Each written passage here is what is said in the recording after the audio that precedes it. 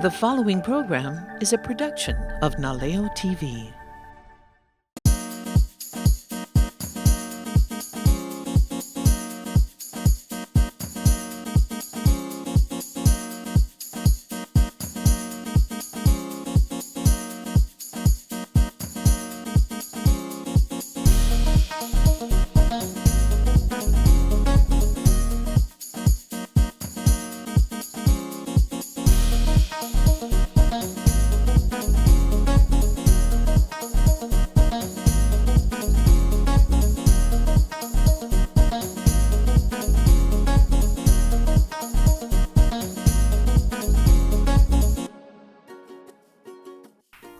Aloha! Welcome to Polymer Play. I'm Barbara, and I'm excited to go over the rolls that we made last time and show you how to make them into jewelry. But before we do that, I need to show you how to pull them down, which is one of the hardest parts for people. Most people want to just set them on the table and roll, but if you roll, what happens is you get the twisting, and we don't want the twisting. So it's a slow squeeze and a pull to take the cane down. And you'll notice the outsides start to get kind of weird. You either get innies or outies, that's what I call them. And with this slow pull, we're also squeezing out any possible air pockets that are inside. Now our goal today is to make jewelry. We're going to be making earrings similar to the style I have on, and some really cool beads, keychains, all sorts of stuff. All right, so now I can't see exactly what my pattern looks like. So what I want to do is I'm going to cut off the ends. Yay! Look how beautiful it turned out. That's awesome. Okay.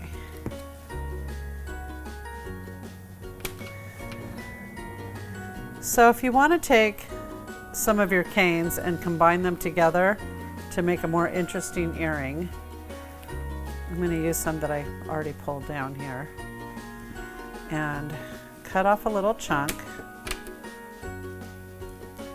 and from there I'm going to take the dot that we made and I'm going to cut lengths that go all the way around the circumference of the flower. Whenever you want to build a very complex cane, basically what you're doing is you're building a bunch of small sub-rolls and then putting them together. Okay, so here's the start. Obviously I don't have enough, so I'm going to take a little bit more of this one and pull it down.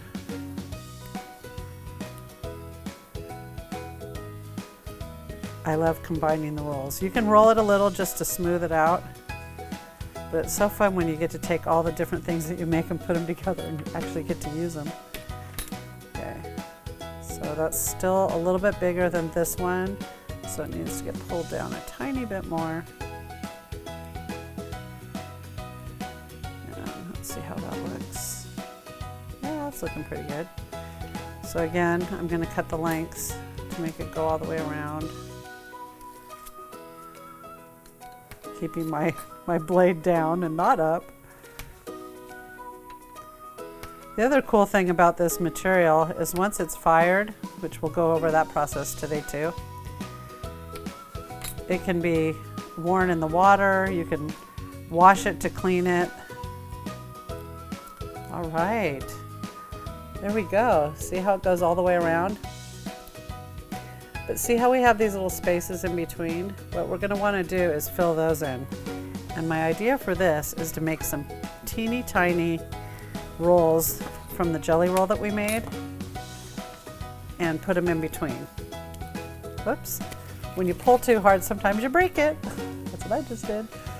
Don't panic. Now this one, we're going to need very tiny.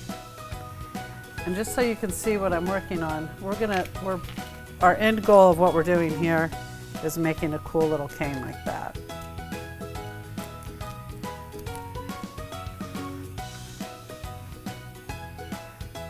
Okay, again, we gotta get super tiny. And then we'll cut off our ends. We always want to make sure we can see what it is that we're doing, what we have in there. Give that a little pull. Okay, so I have my length. Again, let's see, I have 1, 2, 3, 4, 5, 6, 7, 8, 9. So I'm going to need 9 of these. 1.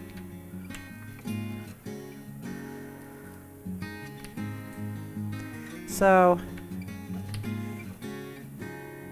it's cool to keep all your scraps that you make from any set of patterns that are made with the same color.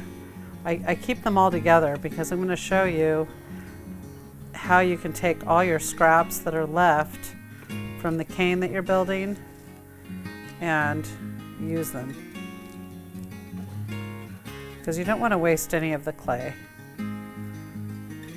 Oh, I need a tiny bit more. Oh, this is going to be cool. I know I'm rolling, it's because I'm down to the end here. I need 3 more. Okay. 1, 2, 3. This is a cool way to combine your rolls to make a flower. It's more intricate. Okay, there we go. We've got it. Now what I'm going to do is I'm going to squeeze them and I want to compact the cane. And I'm pushing those little jelly rolls in between the yellow spots. If you wanted to, you could put another sheet around it, but I kind of like how the side is variegated like that. So now that we have this, oh, check this out. This is going to be cool. We're going to give it a little slice. Boop. We have it. We made it work. Okay. Now, when we start to do earrings, oh, I love that. That turned out cool. One of the techniques that I like to use in my earrings is I use these little eye pins. Oh, it's kind of hard to see. And I make I place the eye pin where I'm going to fire it so that I can then pull it out, glue it, and stick it back in, and it's a perfect fit. Otherwise, it's nearly impossible. So if this is the size that I like for my earring, I can take my cut, and when I cut, it's a gentle roll. So I have my 2 pieces for my 2 earrings. I'm going to grab a tray.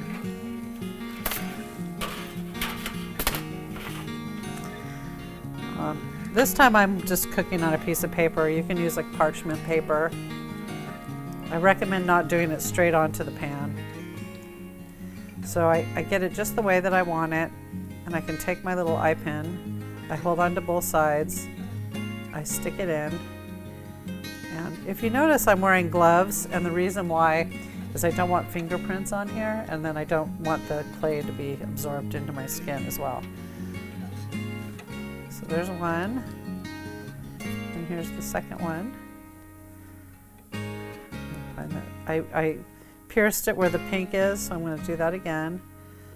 There you go. Now remember, when you fire these, exactly how it goes in is exactly how it comes out. It's not going to ooze or change or do anything that you don't want it to do. So make sure it's exactly how you like it. So that's one thing that we can do with them. Now if you want to do more of a triple style earring, which is something more like this, what I'm going to do is build each piece separate with the pins. We'll fire it, glue it, and add the little jump rings in. So with something like that, we're going to start with a bigger slice. So we're going to take our 2 slices and set them here. And then we're going to take a little bit smaller one. Let's see, I like that size. And take 2 slices. I always make the same pair at the same time. And then I want some a little smaller. I've got this one. I'm checking the size. Yeah, I like that size. Again, I take my 2 slices. Okay. And then again, I would go through and repeat putting the eye pin in the top and the bottom of each one, which I actually already did, so you don't have to watch me do that again. Okay, so there's that. Now, if you wanted to make just a basic slice earring, just a little post, you could take any size you want. You could do small, medium, large, huge, and you just take your 2 slices, and again, they're about between a dime and a nickel in thickness. I mean, you can do them thinner, but it gets harder to get them to hold their shape when they're too thin. And if they're too thick, then you're just wasting the roll that you made, so you want to hold on to that. So I go back, I'm just going to get them rounded the way that I want them. Again, I'm going to put them on the tray. Always the front of your earring is going to be faced up and the back of the earring is down. So later we would glue the post to the back side. Okay. The next thing is making beads. That's when it gets really fun. Okay, when you make beads, you're going to pull your cane down to the size that you're going to want, the diameter that you want.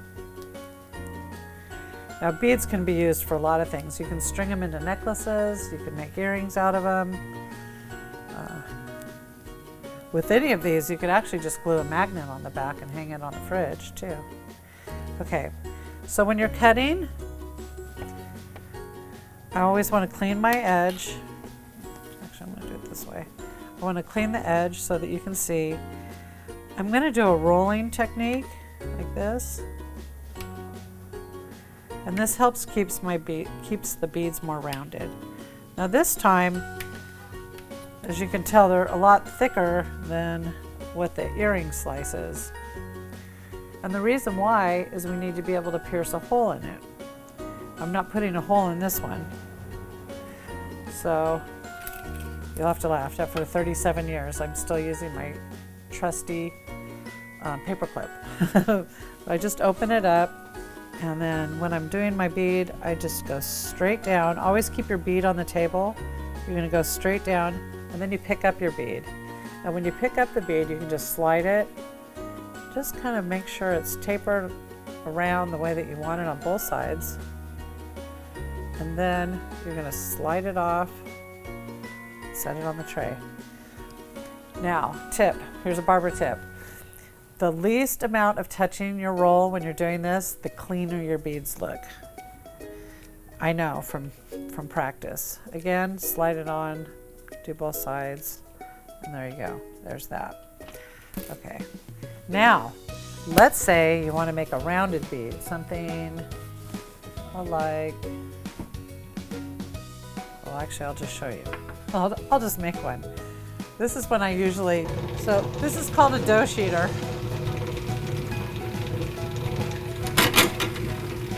It's also the way that I mix my colors.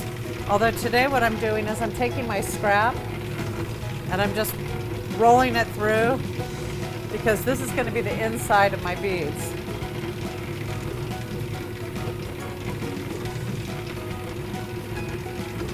And I just keep rolling it through to make it softer.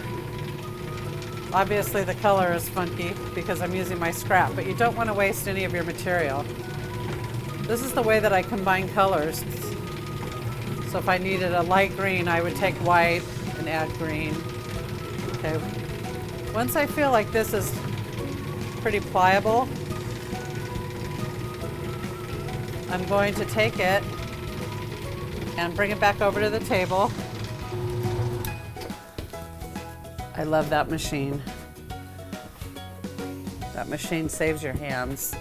A lot of people just use one of the little pasta machines that you can get at any kitchen store. So I'm going to take this scrap that I have and remember the taper? So I'm just going to take it and I'm going to roll it.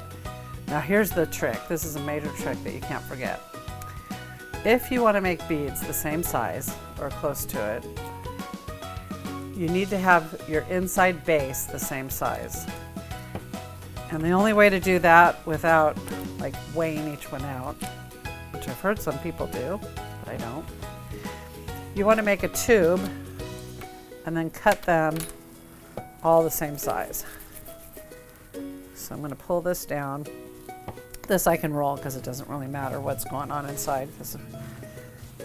So the trick to this is cutting them in equal segments. And then I'm going to roll it up. And I'm going to take the clay, the canes that I have, and I'm going to pull it down a little bit.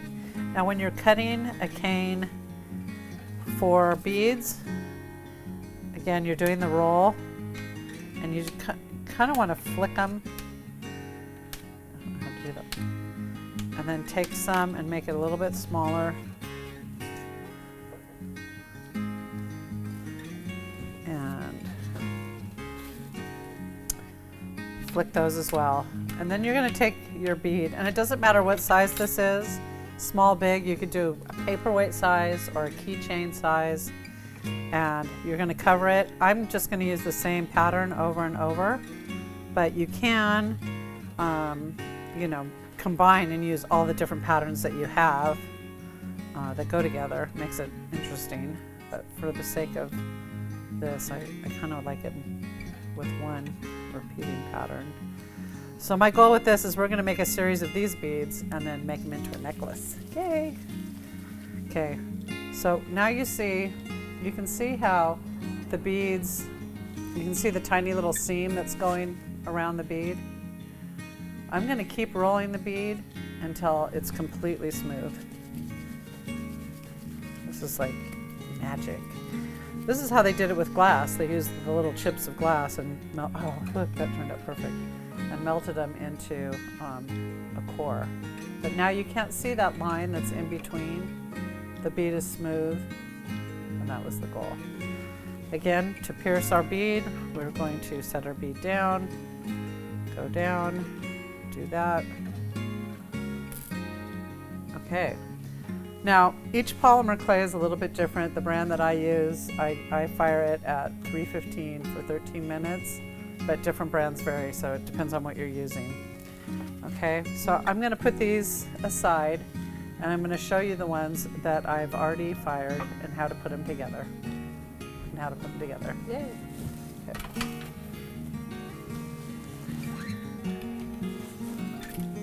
Take the gloves off.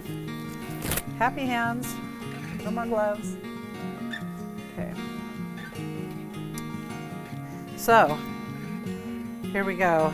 This is our triple that I was showing you how to make. What I did was I've taken my, actually let me show you with this. I use a high temperature epoxy. I put it on the paper, and then I take my needle nose pliers and I pull this little pin out, and I dip it in the glue, and I put it back in, and I let it sit. Now for this I use the super glue gel because it's thicker, it's not runny.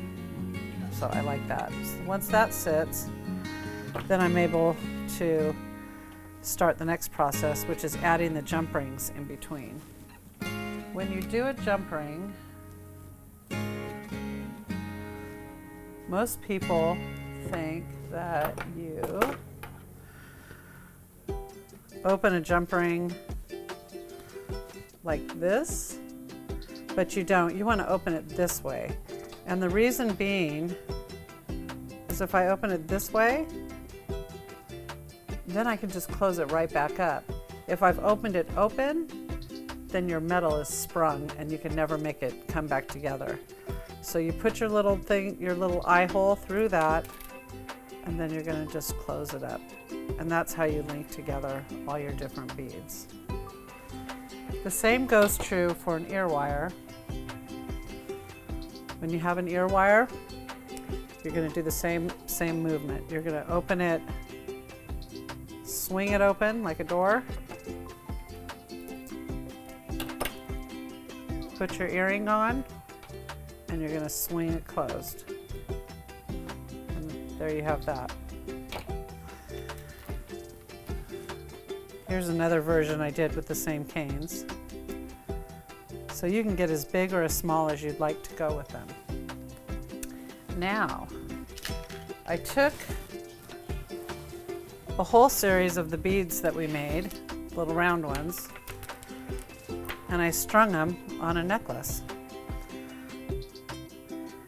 If you've never strung before, the hardest part, besides figuring out what you're going to put on there, is figuring out how to close it. And to close it, you use a crimp bead, which you put through. And a crimp bead, I'm using sterling silver ones because that goes with the clasp that I'm using. But you take your, let me fix this. You're going to take your crimp, and you're going to slide the ring on there, go all the way down to the bottom. Then you feed the wire back through, and I go through a couple beads, and you want to pull it down like this. So you've got this, it's like just the little crimp bead there on the end. And then you're going to take your needle nose pliers and give it a little squeeze. Not a little squeeze. Actually, you want to give it a big squeeze because you want to make sure it's really crimped down tight. And then you can take your clippers and go back and end it like that.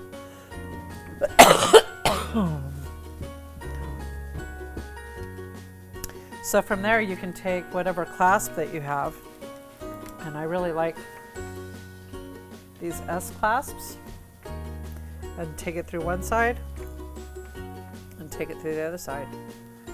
And you've taken the roll that you've worked so hard on and you've made a necklace. So that's exciting. Okay, now with the other beads that you made that were flat,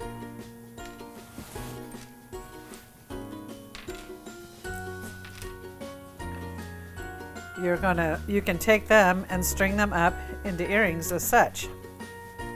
So with that, you're going to use head pins, and you're going to put the beads on. You want to make sure they match, and slide those in. You've got that, and then from there, you're going to add the glass beads that you want. There's little, got that one, and a little blue one. That one's different. I'm just showing you. You have that, and you're going to make a little, take a cut, use your needle nose pliers, and wind it up, tilt it back, close it nice and tight. You can see the hole there. And then you can take your ear wire and again swing it open like a door, put it back on. Boop. That's how that goes. You can also take something like this and make it into a hoop by taking some twisted wire, sliding it on, twisting the top, coming through to this side and through like that. But there's so many things you can do with your clay. I think it's most important that you just keep adding to your cane collection, build as many as you can, and then you can go back and add them all together and do different things. I mean, today we're just working with jewelry, but the possibilities are endless. We can make clocks, we can make ornaments, we can do, all sorts of things. You can come up with lots of great ideas too. So that would make it into a hoop. So I want to show you a couple of the finished things that I did with it. So you can see, here's the post that we did with we just glued the backs on and went through the card. Here's a little slice. You can do a bigger slice. Here is our combination cane. I love how that one turned out. I think that's really fun. And then I just used the jelly roll on the bottom, which is kind of the same thing I did for this one. The possibilities are endless with this. Whatever you want to do, we can figure out how to make it. Okay, so I want to show you when we cut these ends off as we're rolling down, all of this clay that we're keeping, our scrap, is in the same colors, and you can make really cool things out of it. Actually, this was how I started. I started by swirling different colors of clay. So I'm going to take a little chunk of all the scraps that I have when I was pulling down the 3 rolls that we're using, and I'm just going to make them into a ball. And this time it's okay to do some rolling on the table. So our goal here is to roll this down and swirl it. Now, if you don't have a pasta machine, this is the perfect way to blend your colors, because you can just keep twisting it and folding it and twisting it and folding it. This is when I wish I could go dinkle, dinkle, dink, and it was all done. Okay, once you have this, you're going to keep twisting like this. See, we've got the candy cane thing going on. Oh, and you could make candy canes this way. If you have colors like blues and greens and whites, they almost look like little worlds. Okay, from here, this is always one of my favorite moments in my class, is when the people get to cut these open. So I have this like this, and I'm going to cut down the center. You're going to want a close up on this. You get something really cool going on inside. Oh, okay. You never know what you're going to get. This one almost looks like I have two birds coming together with like a totem going down the center. Okay, so you ask, what can you do with this? Well, there's lots of things you can do with this.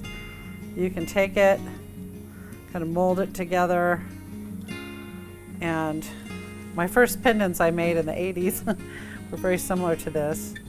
And I'm going to just push it into something like that, and take a little eye pin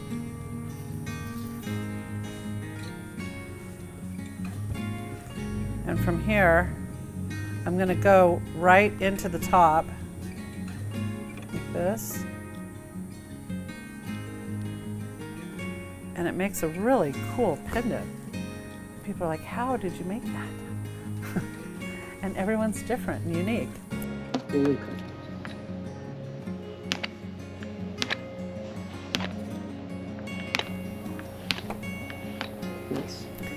The possibilities are endless with this. Whatever you want to do, we can figure out how to make it. So maybe I'm going to put a pair on since it matches my outfit. Haha. Here we go. Playing with polymer clay is very fun. And I look forward to teaching you how we can blend all our colors too. That's exciting. So see, that's how that looks.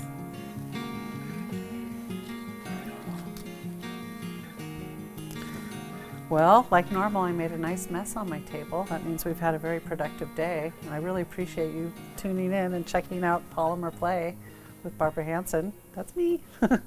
I can't wait to show you what we have in store next time. Look forward to having you come back. Aloha. Have a great day.